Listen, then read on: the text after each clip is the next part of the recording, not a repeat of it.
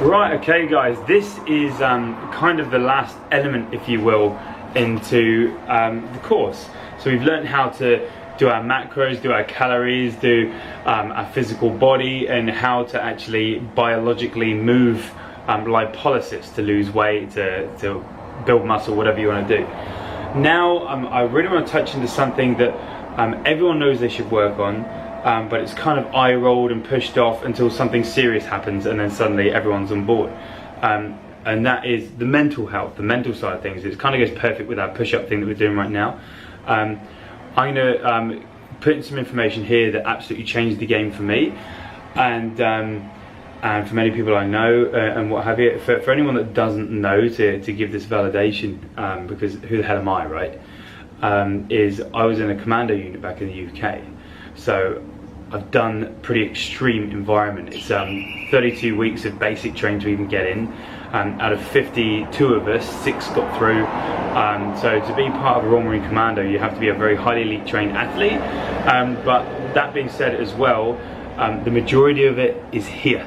There's guys that were the fittest things made out of granite and they dropped out week 2, and guys that you didn't think would make to week 2 that got through to the end. So the real question is what is it that drives us? So let me just start from the beginning.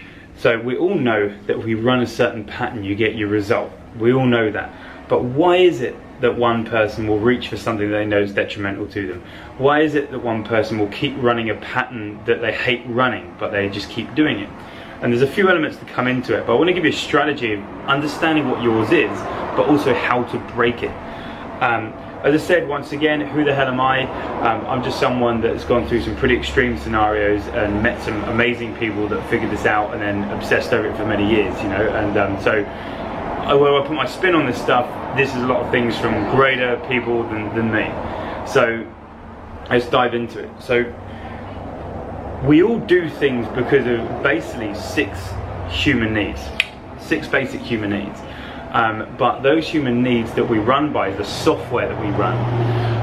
And of the software that we run is the chemical release that we have, and our body gets used to that. So for example, if you drink coffee constantly, you become addicted to coffee because it has a certain hormonal release. If you train all the time, after a while you become addicted to training because it releases dopamine, you have a certain hormonal release. Anyone that does something consistently gets a certain hormonal release, and your body becomes accustomed to that hormone and then becomes addicted to it. Someone that eats sugar all the time is used to that sugar high and is addicted to that sugar high. Is it detrimental to them? Yes. Do they want to be doing it? No, but they can't help it because they're not overriding their subconscious or their body telling them that I want this hormone. It's exactly the same with anything else, because when you put a thought towards something, you have a certain hormonal profile that is a reaction to that thought. So if you get angry and pissed off, you release certain hormones that are in line with that emotion, and if you release that on a consistent basis, your body will get addicted to the hormone that is released. And to release that hormone, you have to become angry and pissed off. And people think, oh, it's just the way they are. But why is it just the way they are? They were a child once, and children aren't born just angry and pissed off. They go through a whole spectrum of emotions. But it's until we own our own emotional fitness, we can't adjust anything. Because ultimately, our brain makes our body move, and our body gives feedback to the brain. So unless this engages and takes control to make this accustomed to our goal, this will determine what's going to happen. Because our body's made for survival, and we've survived this far no matter what we're doing. And even if there's something bad that's detrimental to our future, it's kept us alive, and our body will keep rerunning that program. So that being said, why do we do certain things? Now I'm going to go through these 6 basic human needs because I think everyone should know this, and I also think that it should be taught in schools. So these are the first 4 of these. I hope you can hear me with this traffic. The first 4 of these are done. So the first 4 have to be met no matter what. And if you meet these on a level of a scale of 1 to 10, 5 or above, 3 or more, you become addicted to that trait. But we'll reverse over that. So first of all, the first basic human need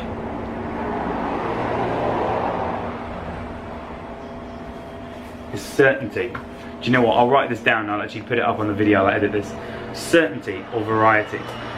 So everyone needs to meet this need. Some people meet it by having a 9-to-5 job because they're certain. Another word for it is comfortable or safe. A 9-to-5 job and they feel certain. Some other people, to meet this need, they have to have $100,000 in the bank or they can't relax because they have to be certain or safe that they've got that safety net there. Okay, so this has to be met on some level. Okay, has to, because we're survival machines. If you're in an earthquake right now and the ceiling might fall down, you won't be listening to this video, you'll be panicking about that because you're now uncertain. Your certainty's dropping because now the floor's moving. Certainty or variety. The next one is uncertainty or variety. Okay, so this is kind of like the paradox to it, is that if you knew everything that was going to happen every second of every day, what would happen? You become bored, right? And so your body, your nervous system needs variety. If you sit in one place, not moving at all for a certain amount of time, it could be relaxed and be cool, but after a while you're like, I've got to move. The body needs movement because we've got lymph in our body as well. And lymph, we have more lymph in our body than we do blood. And then blood has a pump, the heart. So if we sit still all day, every day, we'll still survive because the blood will go around our body oxygenating us. Lymph, on the other hand, does not work via a pump. It works via the contraction of a muscle and valves. So if we do not move our body and contract our muscles, the lymph stays stagnant. It'll be like a fish pond without the pump in there. It gets all green and manky and toxicity builds up. So we need movement as human beings, not just for exercise, but for moving our lymph around our body. But in the mind sense of things is that if we do not have any kind of progression, we experience that pain because it's boring, it's stagnant, we're not progressing, okay? So we need to hit uncertainty. Some people will hit this in their life by, they go on holiday once a year. It's a bit exciting when I get there, or I won't know what's going to happen, and it's just a nice bit of variety there. Other people become a bloody adventurer or a bungee jumping instructor because they have uncertainty as a higher need than certainty. You can see how higher you value the different needs determines the trajectory of your life. If you very much value certainty or comfort or safety as your number one priority, you'll very much focus on I have to do this for my job, I have to say this, I have to do that. Everything becomes organized. Someone that has uncertainty as their top priority doesn't care about that. They find it easier to relax and chill out, but will live with their mum till they're 30. The person who's sorted their life out might have things sorted out more, but they look at the person with variety and go, shit, I can't relax like that. So people that have certainty as their highest need generally are achievers and go a lot further in career, but then when you speak to them as a family member, they find it very hard to give you their time because they think, I've got to do this, got to do that, got to do that. They're always on to the next thing of progression, and they find it hard to be present. Whereas uncertainty, kind of let that go. So you can see how flicking that around can actually completely change your life. The next one is significance. So this is where it starts to get interesting. Everyone has the need to be different, to be unique. So some people hit their needs for significance by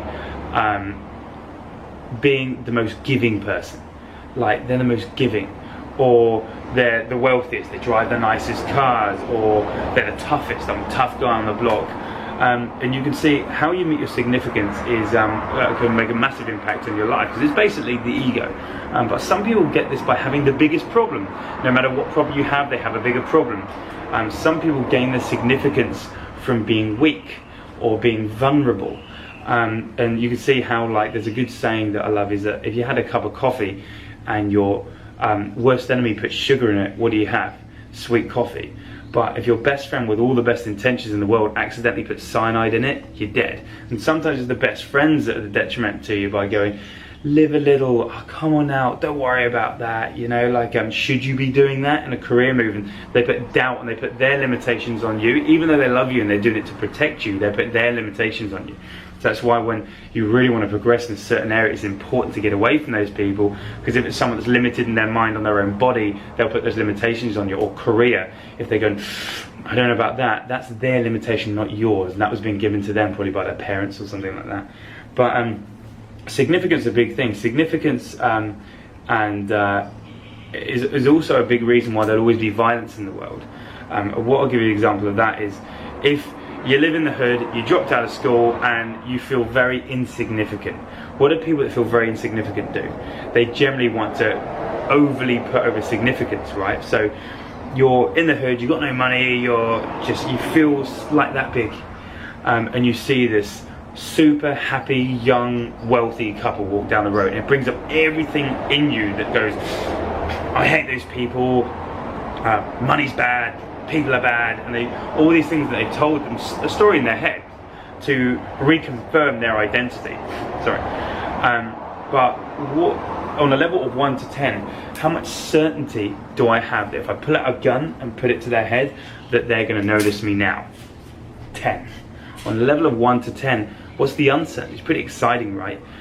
They might cry, they might attack me, they might have loads of valuables on them. Like, you don't know what's going to happen. Certainty, uncertainty, 10. Significance. How significant to them am I in their life on a 1 to 10? 10. They're not looking at me and going, after this I'll go do the washing, or they're absolutely down the line. And one other one that I've got to go into is the next one, which is love and connection, which I'll go into in a minute, but they're looking at me completely connected. So it hits 10s on all these things. That's why some people who feel very insignificant become very driven by intimidation, by being the toughest person, because they actually feel very little about themselves, but at least, you know, don't mess with me, because it doesn't take a lot of time and effort to it's my son trying to figure out my voice is coming. Time and effort to become angry. A child can do it. But this is also why, if you're having an intellectual disagreement with someone and the other person gets the upper hand, 9 times out of 10, a person who doesn't have control over their emotions, they won't then put their opinion forward and have that debate with them.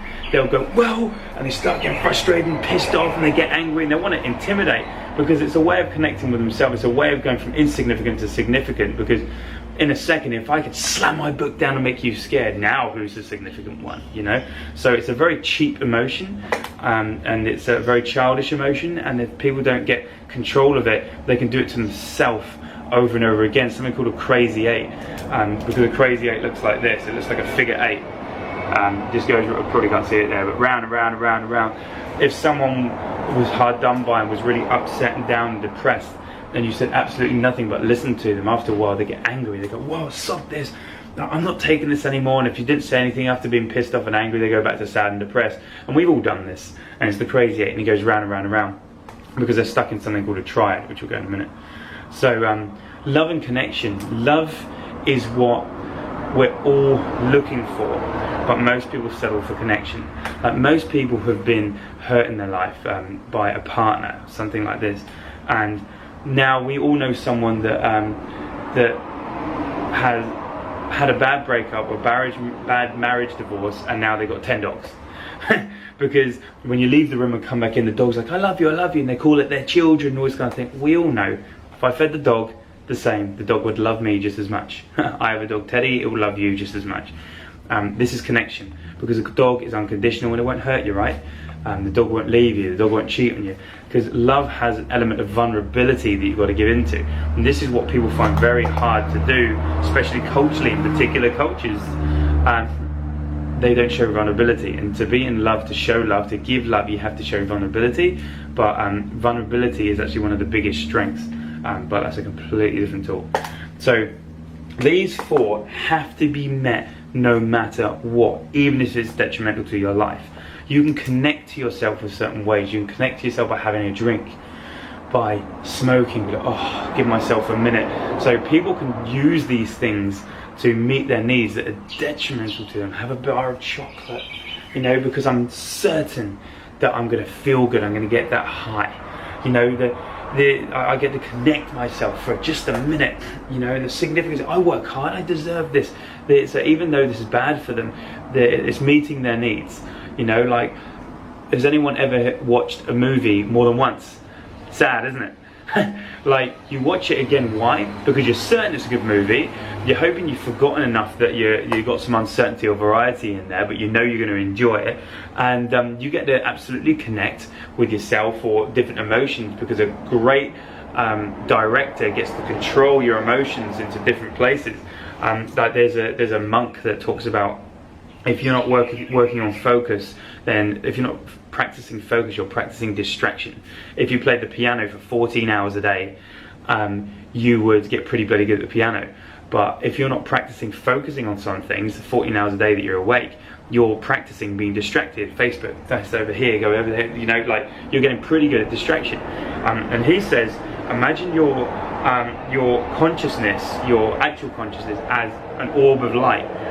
You're in a room that's completely empty, and it's just got sections, and you've got like family, happiness, finance, sexuality, whatever it is, and where you put this orb is what lights up. And so like a great movie director can place the orb in different places and make you feel these emotions, but if you don't control it, that bounces all over the place. That's why if you really got to connect to someone, and you know when someone properly connects you, it's amazing, right? They give you their attention. But most people, they're just, yeah, and you can see behind their eyes they want to be other places. We all could tell energetically. If you visualize putting this orb into them, it's a great way of putting that emotion, putting that concentration. And if it starts to drift out, push it in. That really helps me when I really have to connect with someone, or give something my attention, place that orb in them. Anyway, I won't go on there, that freaks some people out. So these four have to be met. Now there's two more, which is like the sort of the higher needs, the needs of the soul, if you will. And one of them is growth. As I said before in another video, growth is happiness. If tomorrow is going to be the same as today, you experience pain. You've got too much certainty, it's boring. If tomorrow is going to be less than today, you experience pain.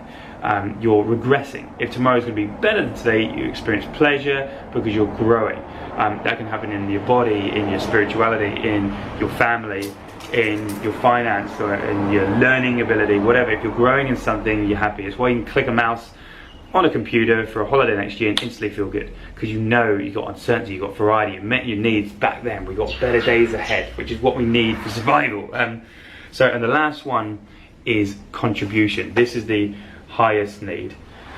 Contribution is the ability to give to someone else without the need for anything in return. Like, we all know contribution is, like, if you've ever experienced it, is the highest level of your being, in a way.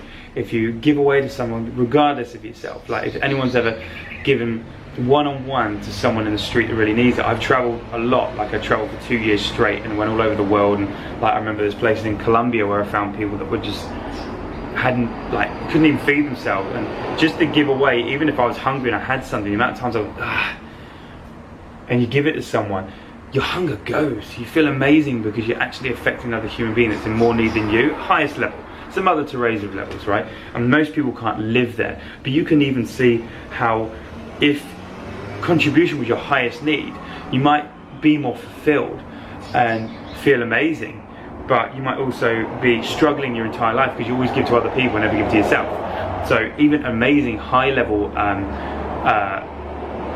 needs being met at the highest level as your highest value can also be detrimental to you. So you have to really think what's your goal. Like growth, people have growth is an amazing one to go for. I try and keep that as one of my highest levels. Growth makes people jump into something they're unsure of, or throw the worry about being judged out the window, because good or bad, even if it goes completely tits up, I get to grow from this experience. It's a great way to go, but those people also put themselves in danger.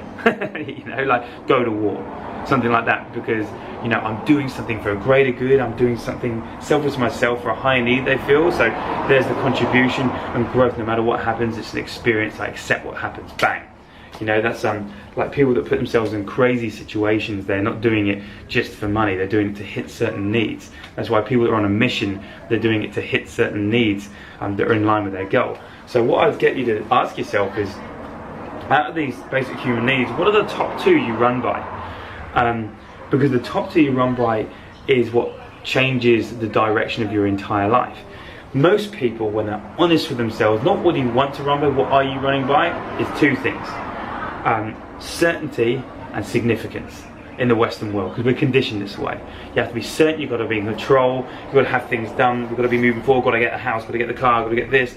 And significance, I'm the one to do it at work, you know, I'll make things happen, I can do this. And because our culture creates this, it makes a lot of go-getters, a lot of doers, and they're good at accumulating materialistic goods. But it makes people that can't wind down, they get very anxious and stressed, because if they're not constantly getting, then they don't feel worthy, because ultimately our ultimate fear is being unworthy.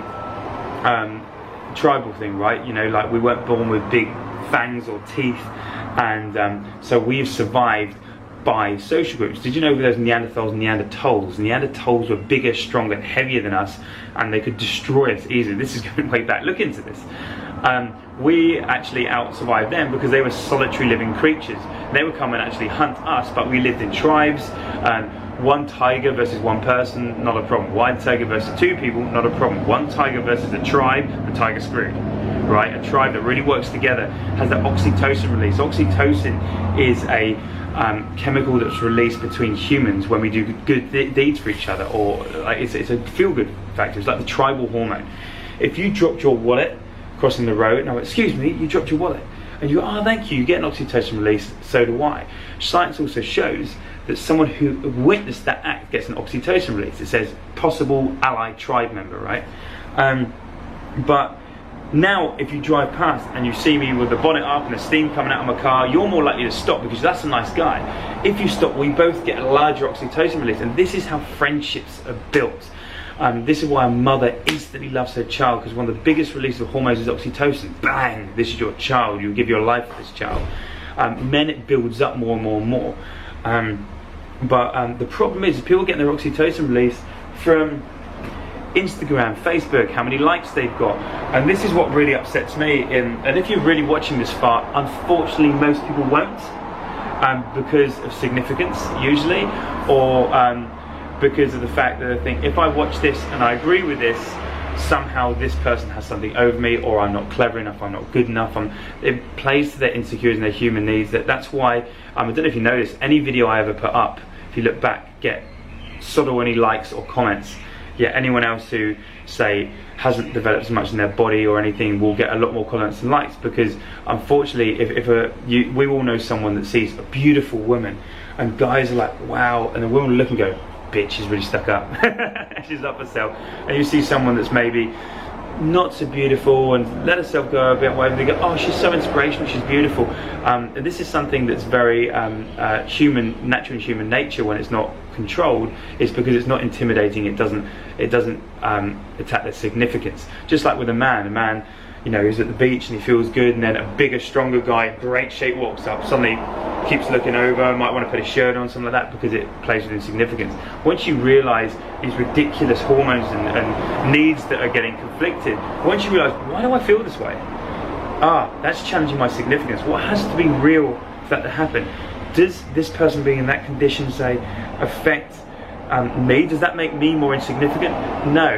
Has that person actually really worked for it? Could this be a really nice person that could help me get to there if I broke down my barriers and spoke and say, you're really inspiring, like, how can I get where you are? And then they'll go, shit, you know what, I was really overweight when I was younger and I just had enough. And they'll give you their whole story, and it'll blow your mind how this person that's spiked up insignificance in you is your key to getting somewhere. I was a very significance-driven young man, an angry little guy that, you know, I was big time into fighting. I turned professional in MMA, and it was fight, and war, and work on the doors of bounce, just conflict everywhere like this.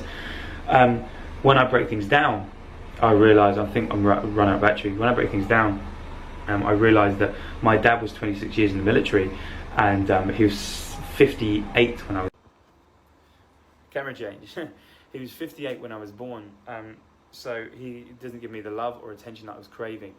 And so my way of trying to, like, when I got the most attention from him, because usually we crave the attention of the parent that we didn't get the love from. And he grew up with 3 brothers and a single father, a very strong masculine man, and all I wanted was love from my dad, and I didn't get it. So how did I get it? By making him proud. Because if I did something that was tough, I got attention from him.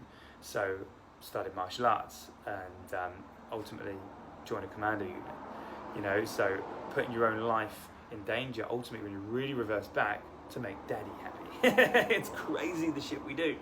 But anyway, it was something I want to quickly go on to finish up, because as I said, majority of people will never watch this far, and I really hope if you have and you find this interesting, go over it, research more into it, because as I said, I've just come into amazing people and studied this. I've got my own spin on things, and I've learnt this deeply, and I embody it. And if you want to know, I will help you with something called priming, which will change your life. But I need to know, because no one ever comments on my videos usually, unless it's just about food. So I don't even know if anyone's going to watch this far. If you are, please even give me a thumbs up or a dot, an enter, whatever, because it's funny the different perspectives that people have. Like, I see it as we're all watching a pantomime, a show. We've got a stage and we're all at different areas of the audience. We're watching the same thing, but certain people or actors on the stage are getting blocked by other people. So depending where you sit around the stage is the perspective you get of the same show, which is life, right? The problem is because of conditioning as well, because we live in a certain culture. As I said, if I put anything up, no one ever does anything for a certain reason, which is fine, but then I get the feeling that no one's listening and that there's no point, because I'm trying to live by contribution here and giving my time to make these videos, to speak one-on-one with people, and really I'm pushing things forward for the family and progression. But ultimately I started Evolve because I wanted to make a change, because the fitness industry is screwed. It's about biceps and selfies, and that's bullshit. If you look at the original logo of Evolve, it ends in a meditating man, because I was big into meditating the mindset, and I was actually doing coaching, like life coaching, but I could really affect people when I got them there and get them really focusing on what they're focusing on and changing their life. But getting them there was very hard, because most people are conditioned to appreciate the superficial more than the internal, such as people like finance more than they do their own health. This and this is just another example to back that up. This group that we're running right now has probably lost the least amount of weight per person than any of the other groups. Why? All the other groups had more money on the line. They had to pay $500 that they could win back if they hit the goal. It meant so much of the time I'd end up doing all of this for free, which is a tough pill to swallow. But because obviously we all do things that we've got to pay bills and we've got to do this. And so like when you know that the people are going to go, excellent, thank you very much, boom, gone, and you done it all for free, it's a tough pill to swallow, but I was doing it for contribution until it becomes the point where like, yeah, I've got to pay bills. But I tested this one to see, would people get the same outcome if they didn't have a finance on the line? The answer is unfortunately no, because people have a higher regard for their finance than they do their own health. Like right now, if you're thinking, oh, that's rubbish, if I gave you $1 million at the end of this, if you lost 10 kilos in 6 weeks, would you have done better? One thing I want to leave you with is something called a triad. The triad is one of the most amazing things, and it's what we got things that we can focus on, and what we focus on is the emotion that we feel. Where your energy goes, energy flows, right? Focus goes, energy flows. So imagine you got door number 1. Behind it is someone deeply depressed. How's their body? Is it up? Is their head up? Or is it down? Down, right? Think over this along with me. Is the shoulders back, or is it slumped forward? Slumped forward. Are they speaking very direct and fast, or is it slow and soft? Slow and soft. Why? Why do we know this? We've all done it ourselves, and we go 98% of body language. Language is relatively, the grand scheme of things, a new thing. And so we go off body language. That's why you can tell someone, yeah, no, I really enjoyed that. You tell, bullshit, it's not congruent with our body language. So what you focus on, so psychology, physiology and language. Psychology, what we're focusing on. For someone to be in this body language, they have to be focusing on something bad in their life, being wrong done by something that's happened to them. They're focusing on that, and they encompass that thought. If you ever want to feel how someone else is feeling, just stand how they are and go, holy shit, they're not feeling good about themselves, So psychology, physiology, and the language. In their head, what are they saying? Are they saying, God, I'm killing life, I love myself? Or they're saying, I'm stupid, I'm not good enough? And so it encompasses, it's called a triad. They get caught in this. You need to break this triad. This is part of why exercise is so good. Exercise is so amazing because of the fact that that it breaks the triad, not just the dopamine effect, it breaks the triad. Someone who's deeply depressed doesn't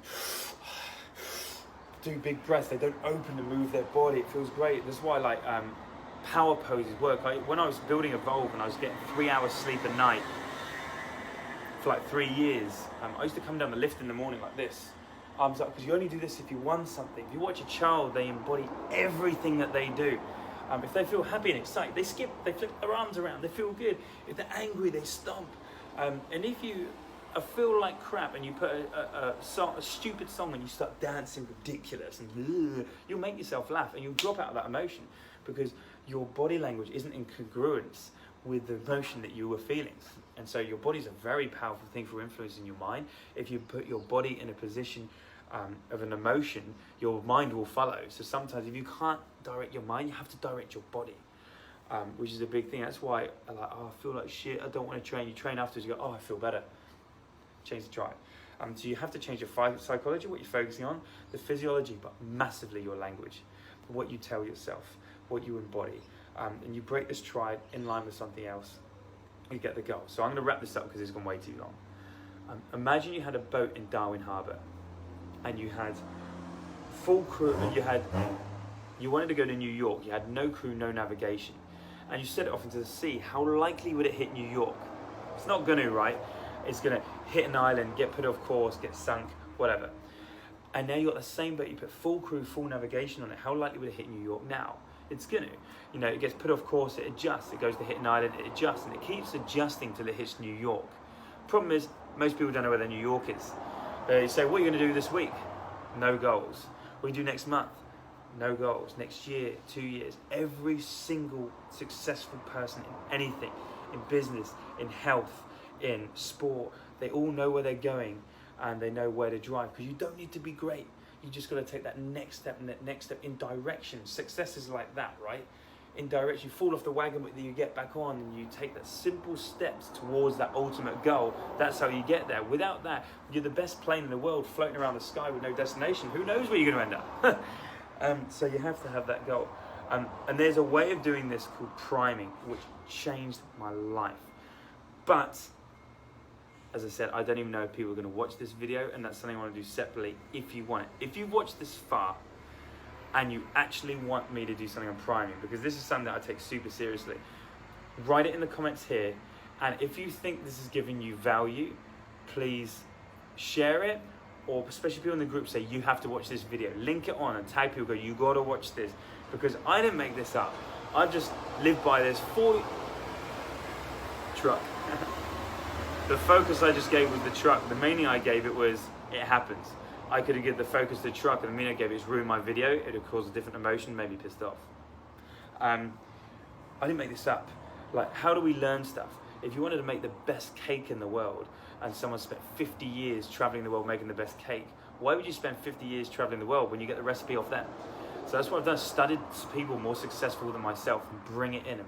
4 years ago, I was a backpacker and just creating a little carport and rolling the door up in the carport. And it's these things that have really given me direction and drive forward, So if you want that video on priming, please let me know. I'm more than happy to do it, or even better, a seminar, bring you in. It's something I've always done and people find it amazing, but I'll only do it if people actually want it.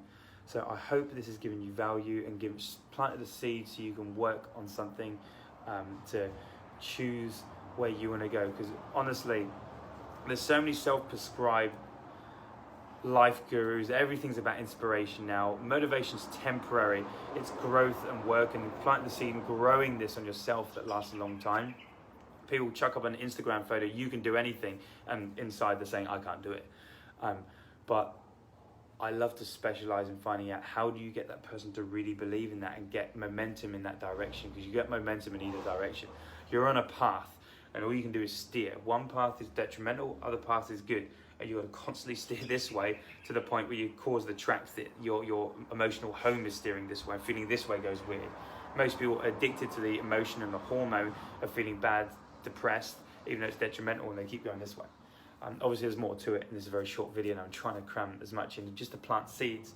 So if you like this, please share it, and I hope you have a fantastic day.